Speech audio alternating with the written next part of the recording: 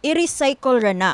Ibaligya na nila og balik, unsaon man na nilang mga drugs nga ilang nasakmit. Mao kini ang komon nga komentaryo o pangutana sa publiko kalabot sa mga minilyon nga illegal drugs nga masakmit sa otoridad partikular na sa Philippine Drug Enforcement Agency sa ilang mga operasyon.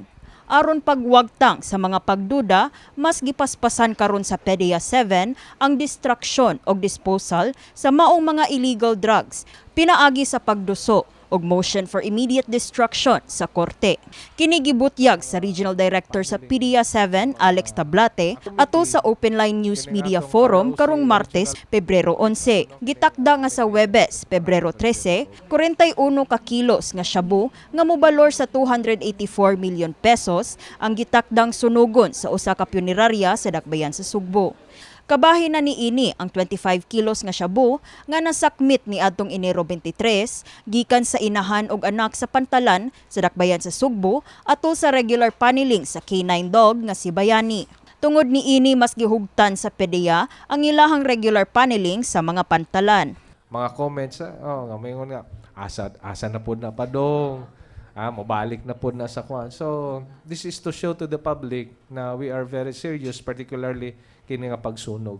Mag-conduct ang mga paneling nga mga activities sa atong mga ports and even in the airports. Not only concentrated here in Cebu City, but we are also visiting ports as far as dito sa Bogo area, Tabuelan, among other ports. Gani mi detalye sab si Tablate sa pipila nila ka mga estratehiya og pamaagi aron mas maminusan pa ang supply ug demand sa illegal drugs sa Central Visayas. We are very much focused kining sa atong mga intel-driven nga mga anti-drug operations. When we say mga intel-driven, kinining mga mag-research ta, mag-backtrack ta. We are continuously coordinating, of course, sa mga schools, kining mga continued mga lectures nato, and aside from that napod tay mga gi-implement ron ang atong gitawag nga mga drug-free workplace. Samtang gibutyag sa mga eksperto sa Cebu City Health Department